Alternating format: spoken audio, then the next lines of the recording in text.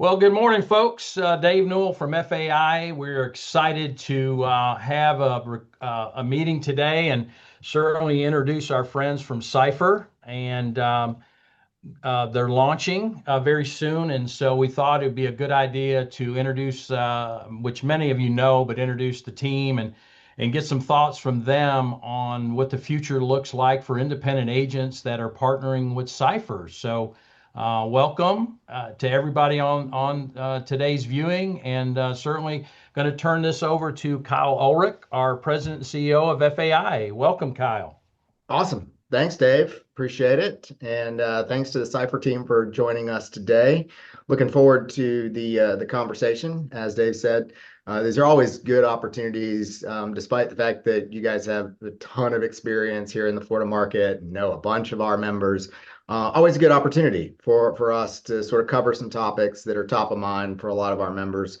Obviously, the market has seen a pretty dynamic shift over the last couple of years, and look forward to hearing from you all today, how you plan to, address some of the topical things that agents are concerned with and where we're going in the future. So I'll do brief introductions and then turn it over to Subhashish. Joining us today, we've got Subhashish Dutta, who is the CEO and founder of Cipher. Also, Laura Johnson, who's the Chief Underwriting Officer and founder of Cipher. Crystal McInnes, the Chief Operating Officer and founder, and also Matt Gerald, who is the Chief Financial Officer. So with that, I'm going to turn it over to Subhashish, and let you kind of give us a little bit of background on your experience here in Florida and sort of the thesis behind Cipher. Why now, and what are you guys doing that might differentiate you all in the marketplace? So Subhashish, the floor is yours. Thank you, Kyle, and thank you, Dave. It's a pleasure to be invited to this meeting. And Kyle, as you mentioned, Florida is a dynamic environment. It is never not disrupted. It is never not, there's something interesting always going on. I have been in the marketplace since the early 2000s, and I have seen the hard and soft market cycles, the ebb and flow of capital. And the thesis has been that Florida remains a huge opportunity. It is a marketplace that enables risk transfer. It is the highest risk business in the entire world. I mean, the catastrophe risk is immense. And then there is social inflationary pressures, etc. So for us, the thesis has been, how do we think of it not as just another insurance company or sourcing capital one way and then going to a reinsurance cycle on a syndicated basis? For us, we felt that we need to rethink the whole sourcing of profitable risk. And not only was it important to source profitable risk, but tie it to efficient reinsurance capital. And the centerpiece here is the technology. How do we do it with a technology that links the two? So that has been our thesis, to bring sustainable and affordable capacity to this marketplace and to rethink distribution and reinsurance capacity and insurance underwriting. So that has been our vision. We started in the early 2022, and it has been 4 years. We have been building Cipher from that particular thesis. So more on that, but that's what I would open on our vision in bringing sustainable capacity to Florida. Well, thank you for that. That's great. So Ashish, can you just also give us a little bit of background on your professional experience? I know you say you've been, in the market for the last 20 years or so, but just for the agents that'll be watching this, sort of share with them the various things that you've done in the industry that I think suit you well to lead this company. Yeah, thank you. My experience, it has been a tale of 3 decades.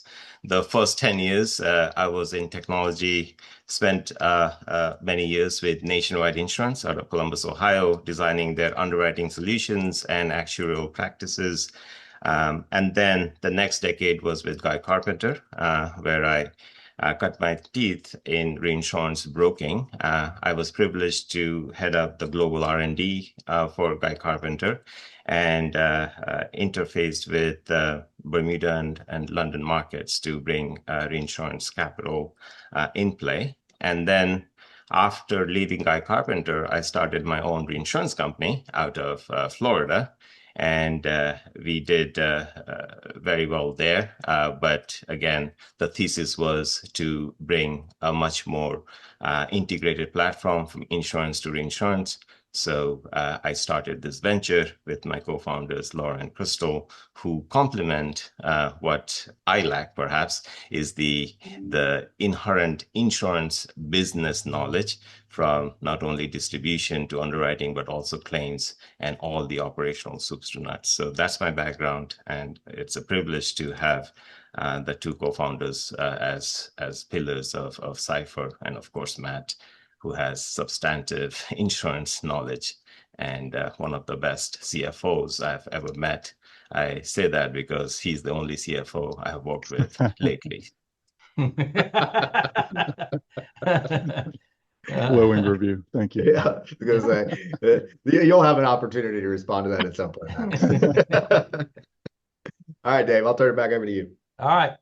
So let's talk about Florida.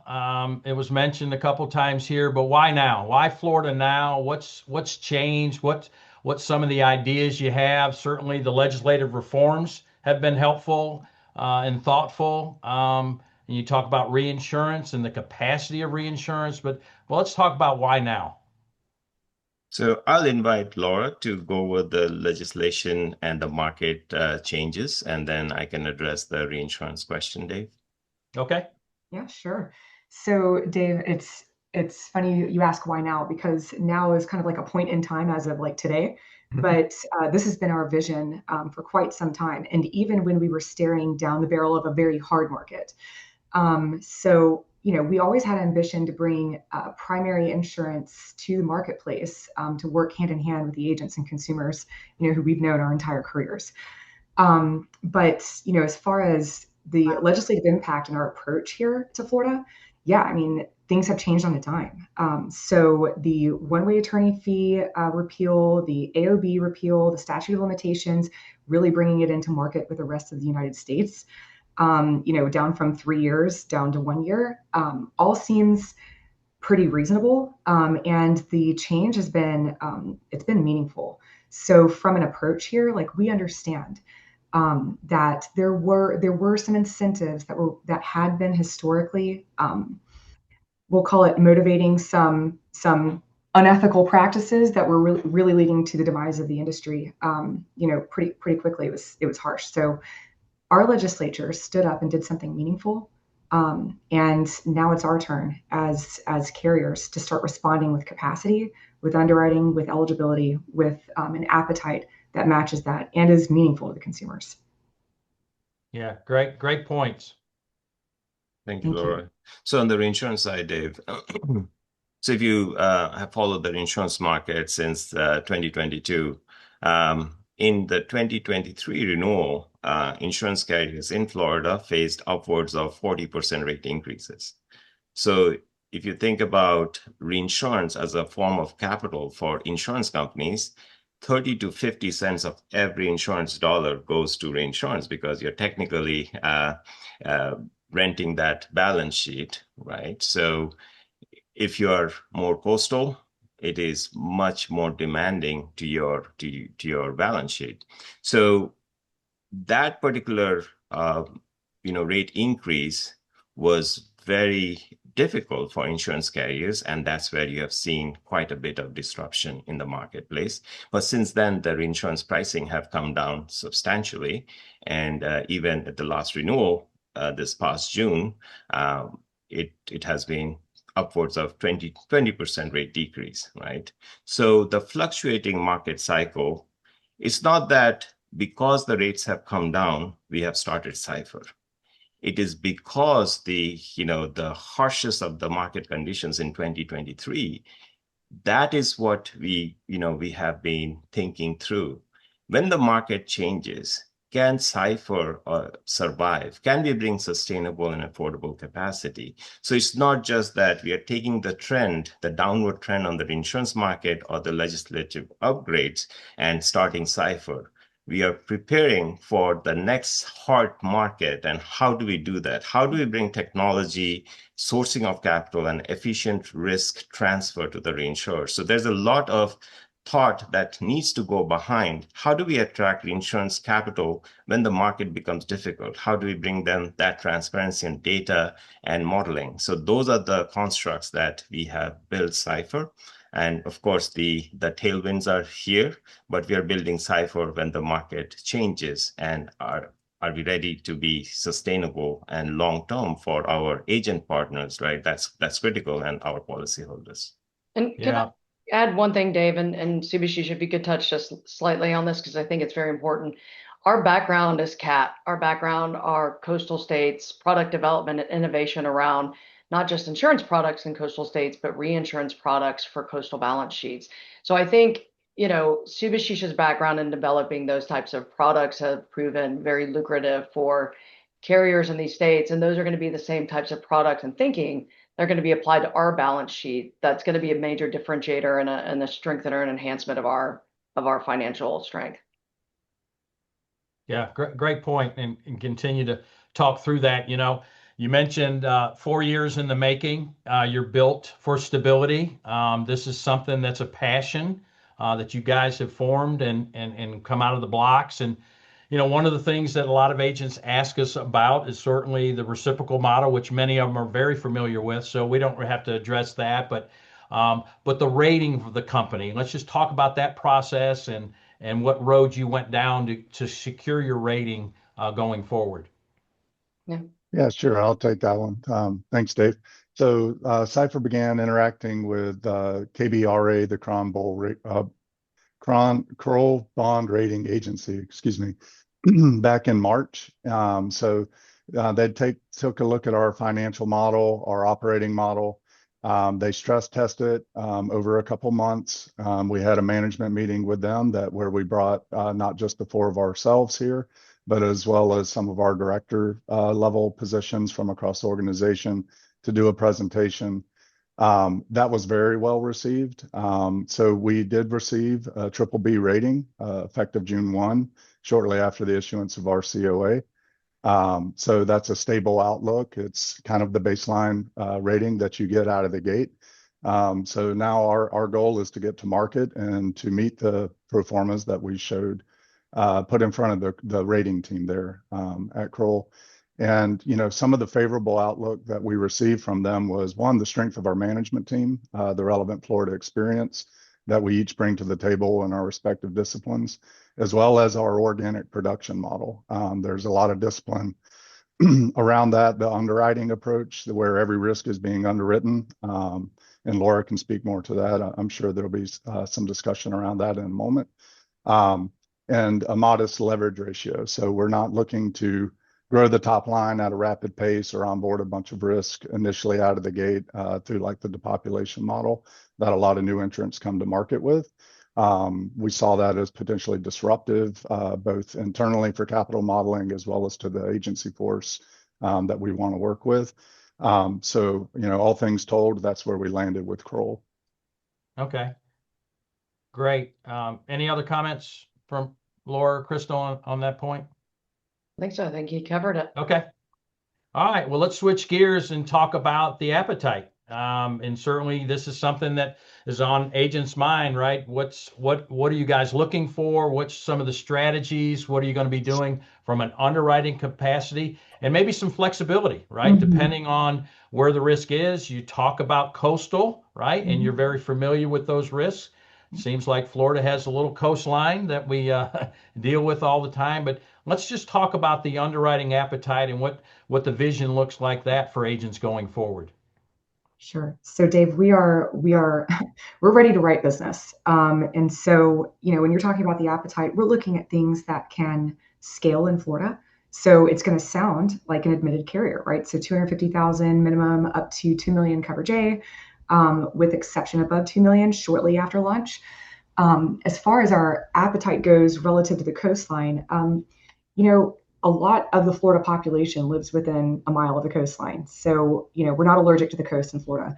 Um, you know, we, I think you're going to find us pretty friendly when it comes to that. So think of, anything in a zone A or V flood wise would require either flood insurance or a waiver. We'll take a waiver as well. And, as far as age goes, over 20 years, we would like to see some maintenance type updates on that risk. So water heaters, just whatever was necessary on that risk. But from an underwriting standpoint, we inspect every risk post bind. So we're not requiring 4 points up front or any of that. We're going to do all of that stuff post bind. As far as our appetites go for roofs, I think that'll probably be your next question if I don't just answer it directly. So I'll just dive right in. We'll take a shingle roof up to 15, tile up to 20, metal up to 20, 25. Tile and metal often get grouped together. We're just going to be a little bit more flexible on metal, which I think is pretty standard there from the appetite standpoint. We will take those roofs older with a payment schedule attached. And beyond a certain age, we will start to require an extra upfront roof inspection just to make sure that we're aware of what we're getting on, but we're not going to make them jump through flaming hoops, before that. From a geographic distribution, we want to ride all over the state. We'll be pretty selective down in, Tri-County, mainly Dade, just from a capacity standpoint. But we've got appetite to write just about everywhere in the state. Monroe County would be restricted off at launch. And sweet spots, think of us as owner occupied. We'll take newer homes, older homes, as long as the older homes have had some updates. And from a mitigation standpoint. So one thing I do want to make clear is when we were positioning our appetite, we were also positioning how this would function for agents and consumers and what hoops they would have to jump through, for instance, right? Like, are we going to start off being reasonable and take mitigation, for instance? We went back to the Florida Building Code and we're looking at year built, geographic regions, some of those triggers, the age of roof, the re-roof versus the original construction, and what was necessary at each one of those stages where we should be setting our actual defaults right out of the gate. So not making them submit an affidavit for every single attribute when in fact, building code would have required it to be present. And one thing I will say is from a CAT standpoint in the US, Florida's got the most stringent building code for wind resilience out of the entire US. In addition to that, they also have the most stringent enforcement of that building code. So, if a roof is put on with a permit, we can pretty much understand that it's got X, Y, and Z behind it if that was the requirement in effect when that permit was pulled. Yeah, great points. One thing further, Laura, is the forms. What is HO3, HO6s? What are we looking there for agents? What can they expect? Sure. We're launching with an HO3. It's just the most scalable right out of the gate. Fast follow would be a DP3. And then from there, we'll map it out, what additional lines, states, and all that stuff. Okay. All right. Well, that's a great point.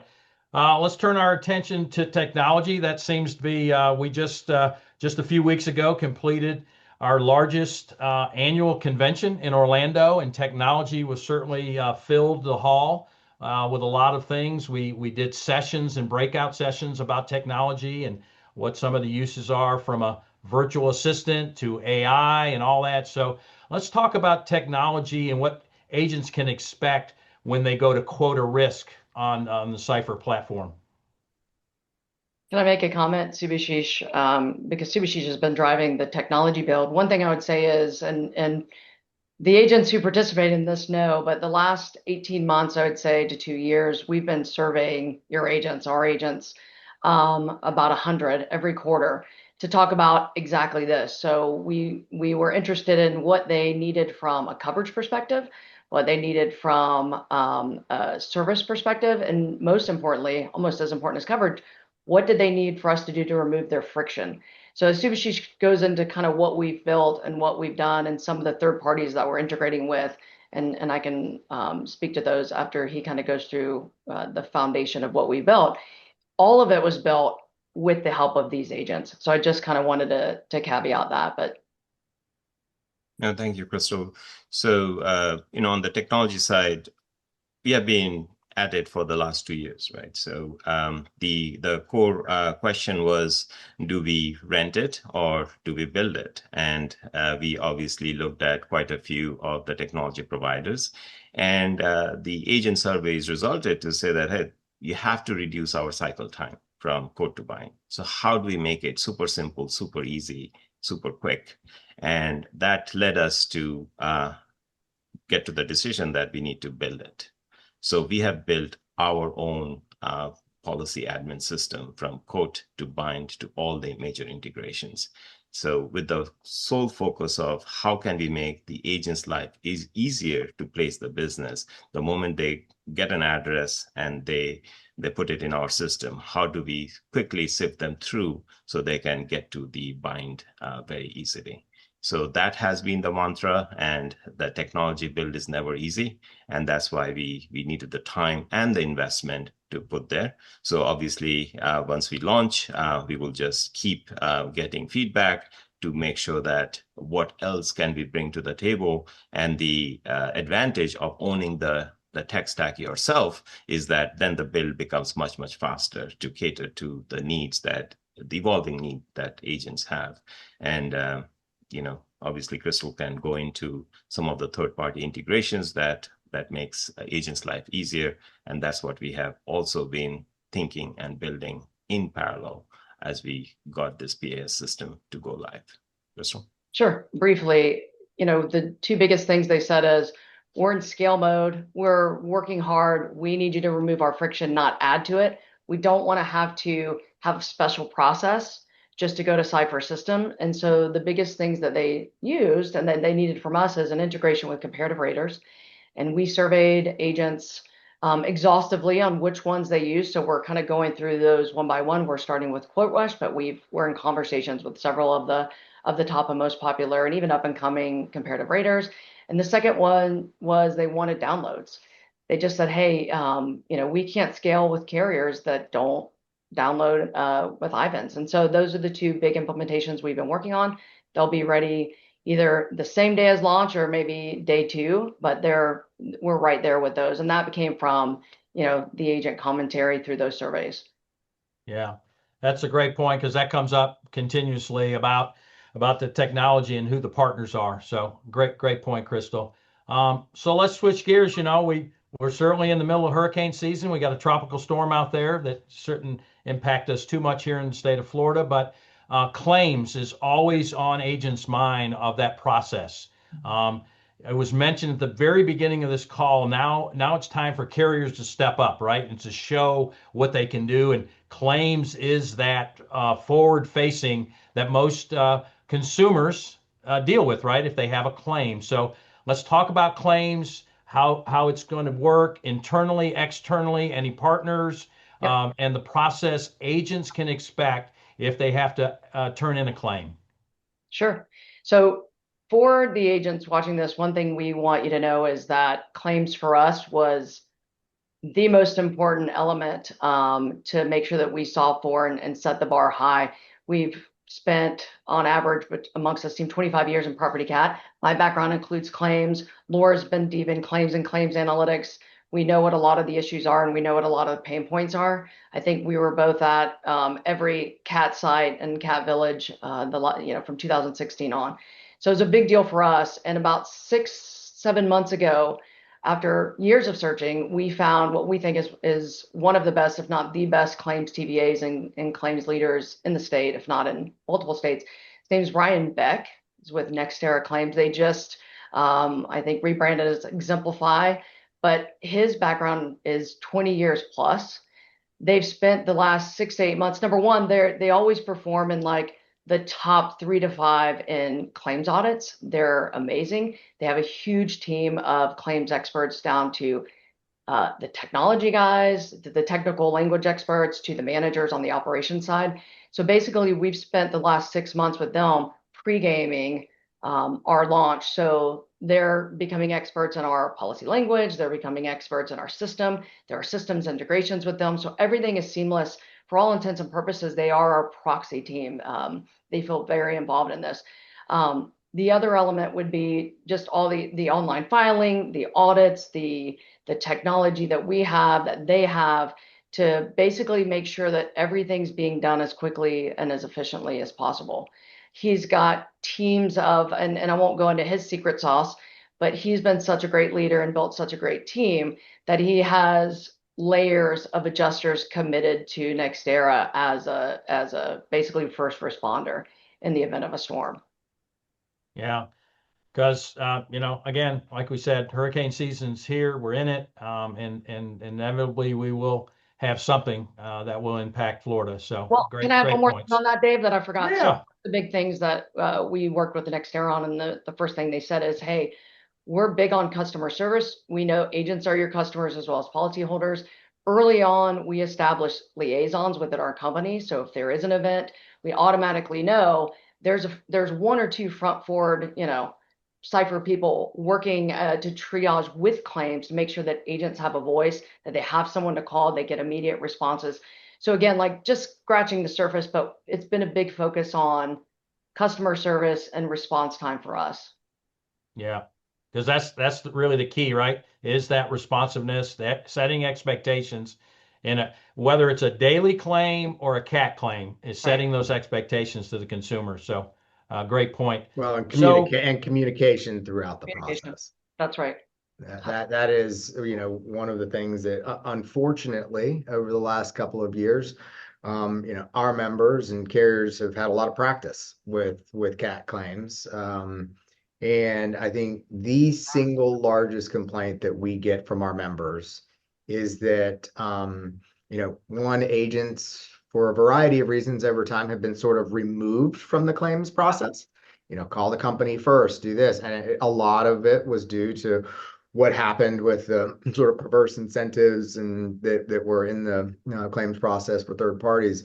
But the biggest frustration for agents is, when their customer calls and says, "Hey, what's the status?" And the agent has no idea because they've been largely removed. And so, communication, it sounds so simple, but communication to the agent and the policyholder, even if it's just letting the policyholder know that we haven't forgotten about you. It doesn't necessarily need to be a decision. It just, the policyholder just needs to know that they have not been lost along the way. I couldn't agree more. I think, one thing I'll add is we're already, of course, file a new claim, right? You can do that on our website, but the existing claims, that's where it gets lost, right? So even in our phone tree, we took a lot of care to make sure, who is this going to, if they're calling on an existing claim, who at Nextera, who's notified on our side. And again, I'll say this on this call, I'll probably regret this, but most of these agents have my cell phone number. They have Laura's cell phone number. They have all of our, this team has been in the market for a long time. So we will never not answer our call. We'll probably be on the ground with them during and after a storm. So I agree with you 100%. That's a big deal for us and a top priority. yeah, Crystal, great points. And now let's turn our attention to, you mentioned it several times throughout this call, that you've already been kind of talking to agents, right? You've got your core group that you're kind of fielding questions and getting responses and kind of gauging them from all aspects of growing the company. So let's talk about how agents can get appointed with Cipher and what that process looks like. So we've been, as you said, Dave, we've been working with agents even before launch to help develop and mold the company and the appetite and the product. But we've started appointing agents probably in the last 2 weeks. And there's a couple ways they can get appointed. We're being selective, and I say that without, we want people to interview us too. We want to explain why we would make a good partner to the right agents. We welcome all phone calls, all inquiries from agents who think they want to partner with Cipher. The best way is to go on our website. There's a become an agent, action button. Once they fill that out, it goes straight to us, and we're typically setting up calls or reaching out to those people within 24 hours. And we would love to have those conversations. Yeah. And again, who are making the calls, Crystal? Is it you all here, or what's the team behind you? Subashish is making all the calls. That's why we are so delayed in agency appointments. I don't know. So we have actually a robust team where, and I think we forgot to mention this, but Cipher's a team of 12 employees right now, mostly management level and up, and we're all working together. But the sales and marketing team, there's 4 of us. We have an agency operations director who will be helping more post-launch. She's doing a lot of the sending out the contracts and things like that. And that's through, by the way, when they do get contracts, we use an online platform through our CRM. It's a very easy, we've been told by the agents who've gone through a very easy online process. And then we have Pierce Adams, who is a director of sales, and Whitney Thomas, who's the vice president of sales. So that's really who's taking lead, and myself, of course, on a lot of those phone calls. But everyone you see on this call has been or probably will be on some of those conversations too, because sometimes these agents have feedback, or they want to show us some technology that they're interested, or they want to, just speak to the team, and we're open to that as well. But that's who's forward facing, is the sales team. Yeah, again, another good point is this industry is still a relationship business, and many of you have relationships. So many of those agents are going to want to talk to you, right? And That's right. get directly to you and Laura and Shepashish and all that stuff. So what does the agency plant look like? What is the goal for you guys as you launch? So we have a goal of about 250 agents statewide. So basically what we did is not necessarily rocket science, but we said, look, we've all been at startups. We've been in situations where we rolled out with too many agents or too concentrated of an area, and then you don't have enough capacity for everybody. We feel like we have a product that is meaningful. We have a team and a platform that's meaningful. And so we're trying to back into agent appointment by basically capacity projections or written premium projections by territory. They won't be perfect, but so it's basically a spread across the state of agency appointments up to about the 250. And then again, like, we're a big believer in the IMS aggregator model, the FAIA. We're a believer in the brand. We're a believer in what you guys have built, what you do for agents. We think and know that there are a lot of really talented agents who are just starting up. Maybe they left a big agency and they might be struggling to get appointments. Either way, we're excited to partner with you guys. So once you guys give us the go, we'll be opening up those agents to come in through your aggregator. We're thrilled with that. And then the timeline is we have all kinds of training resources. We have videos of the system. It's very simple. It's actually intentionally simple for agents to use. We're setting up one-on-ones. We're setting up, video conference calls or webinars where we can walk people through. So all of the above are on the table. It's really, we want to work around what works best for the agents once they decide that we're the right partner with them. Do you anticipate potentially as things progress, and certainly not maybe in the next few months, but after the launch, having some regional meetings where you can have some face-to-face and get away from these Zoom and Teams calls? I don't think we know how to be face-to-face. We're just on. No, that's our favorite. Actually, we have that conversation all the time. Feedback, normal conversation is best had in person. So absolutely. And I think, if we weren't so heads down now with the launch, we would have been already kind of working up to that. We're very excited to get out in the field and have some of these meetings. Go ahead, guys. You guys can respond to that as well. Yeah, sure. So I agree wholeheartedly. Feedback is most like best given face to face, and so it's really important that, like, across the entire universe of Cipher, we're having those interactions with those agents face to face, and that they know we're accessible. Yeah, I mean, again, relationships matter, and as you continue to grow and partner with agents, that's meaningful, because they're trying to make some tough decisions, right? You want to interview them, and they want to interview you. So right. I think that's a great point, because you can't feed everybody just because you get another appointment. So. And Dave, let me add one thing. One important thing I think for agents to consider as they think, do we want another mouth to feed? We've had a lot of companies come into the market. I do think we are uniquely positioned to bring true new capacity, true new scalable solutions. Some of the technologies Subhashish talked about, we're launching with the basic fundamentals that are awesome and work, and they're plugged into all the things agents need. But waiting in the wings are additional technology kind of innovation that are really concentrated and built around just helping agents scale, not even with us, right? Just helping agents scale. So one thing we would want to say is we look at agents as partners, as entrepreneurs, as business owners.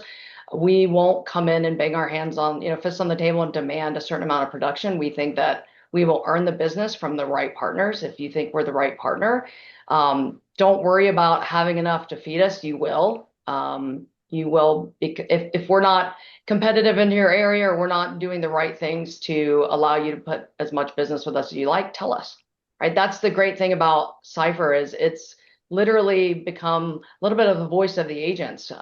This is built around their suggestions, around their needs. And so we can pivot very quickly because we did build it, because we do control the technology. Laura is one of the only people I know that can build and, forms and rate filings from the ground up. So we have all of that talent and technical expertise in-house to pivot very quickly based on agent feedback. So I just wanted to say, don't be scared away from reaching out to us if you think you're a great agent, but you've had a lot of appointments recently. Let's have a conversation. Yeah, I mean, that is a great point because agents are being challenged right now with some of this. And so to add another carrier partner and to look at what their future looks like, the growth of their agency, what their team looks like, and how they can navigate from a technology standpoint is really important. So thanks for addressing that, because we do get calls from agents all the time and say, I have this idea, or I have this risk, or I have this concept. Who can I talk to? And so it sounds like you guys are really open to that. So 100%. Kudos to you. So if I may add, to your point, at this past convention, FAI convention, there are tremendous amount of technology vendors and partners there. And when we scoped the market there, a lot of agency partners, they are going tech forward. They are embracing AI and LLMs and other technologies. So for us, it's not about one additional insurance carrier capacity. It's about the future state partnership, and that has to be a technology handshake. As they improve their technology, how do we get plugged into and get ahead of that piece of it? So we just don't want to be seen as, okay, you're 1 out of 10. We want to be keyed into that particular partnership, and tech is key for us. So therein lies, instead of Zooms and video calls, can you go and sit with the agents and talk through what are their goals, their technology roadmap, and can we integrate there? So there's a lot of exciting things going on that tech space for the agency side, for carrier side, and we want to make sure we are partnering accordingly. Yeah, great point, because that is where everything's headed, right? And so you're trying to make the best decisions for your agency and your team and so on and so forth. So I think we've covered quite a bit of the items that we wanted to address today. And certainly any agent that's watching this, as Crystal said, reach out directly, get on the portal. You'll be contacted and have those direct conversations, which is always valuable when you're trying to make these decisions. So beyond that, Kyle, is there anything else we want to kind of address before we let our friends from Cipher go? A big miss that I just realized, we're like, go to our website, getcipher.com. The important piece that I just realized we missed. Yeah, I was going to get there. So just a couple things but before we wrap up. First, I don't think at any point during this call we have talked specifically about a launch date. I know there's some, allusion to we're ready to launch, we will be launching. To the extent that y'all are comfortable, what's the timeline look like? Our timeline is August 3rd is our launch date. And we are working with comparative raters. So that will come next. So projection is perhaps in the first couple of weeks of August, we will be live on at least one comparative rater, because we are testing with them as we are ready, they have to be ready at their end as well. So August 3rd is the launch on, through our quote buying system, and a fast follow on the Quote Rush and other partners after that. Perfect. And this, at the risk of being a little repetitive, but we've sort of had this conversation over the last 40 minutes or so on a variety of topics of who you are, sort of your thesis built for sustainability, coverage, technology, all that sort of stuff. But as we started this conversation, we talked about how the world has changed and alluded to it through the conversation. Agents have a lot more choices today than they did 4 years ago. And that's a great thing. I happen to believe that competition is an incredible arbiter. And you've talked a lot about what I think differentiates and the way that you view differentiation of your company. But if you were to sort of take our entire conversation and sum up what you believe the differentiation is between Cipher and other companies who have either been around for a long time or are entering the market. What's the elevator pitch? Why should agents, want to do business with you? And I think that's a good way to sort of sum all of this conversation up. So you in your own words can tell agents, who you are and what you envision being, as far as a partner to them. Right. Two things, Kyle. We will be there when the market changes. We will be the last one standing. That's how we have built our differentiation on reinsurance. And then we will be the fastest, most efficient way to do business through tech. And that's where, two things. We will be the last person standing. So that's the affordability and the sustainability in the marketplace that agents should desire and demand from a carrier. And the ease of doing business, efficient, fast, so they are burning through their cash in trying to produce business with us. So those are the two critical things. And all of our effort, all of our differentiation boils down to those two components. And guys, I'd like to add one thing too. We want to be the team that people pick up the phone and call and want to work with. So we're hiring the sales team, we're hiring the underwriters that we would want to work with every single day.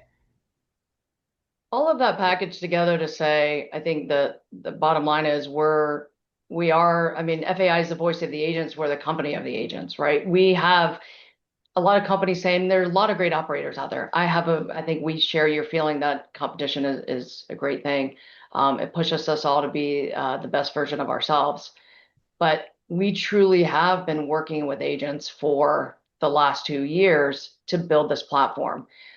We've made pivots last minute before launch because of agent suggestions, because of what they say removes their friction points. So as simple as it sounds, why would an agent use us? One, the long-term sustainability and staying power that our reinsurance and our tech foundations give that, insulation around the insurance balance sheet. But also, we listen to them. We pick up the phone, as Laura said. We built this for them, around them. And then as we start to roll out the additional technology that we have that's going to allow them to scale, I think that's when people will really kind of take stock and go, wow, this might actually help me scale, but maybe it won't make me write more business with Cipher. And we're like, well, we'll take that risk, right? Like we are true partners to agents. And I think that's one of the biggest differentiators in addition to the platform itself and the team. Awesome. Well, go ahead, Dave. Yeah, I was just going to say, well, thanks, folks. This has been very enlightening. I know our members appreciate these conversations. And Crystal, repeat again the website. It's get Sypher, SYPHER.com. There you go. GetCipher.com, folks. So certainly appreciate everybody's time today. This is always a great conversation. Our agents really appreciate the insight that you all have presented today. Good luck. It sounds like August 3rd is the date. And so we wish you all the best. And certainly anything we can do at FAI, certainly don't hesitate to reach out. So thanks, everybody. Thanks for having us, guys. We appreciate it. Guys. Yeah, thank you. Thank you all. Take care.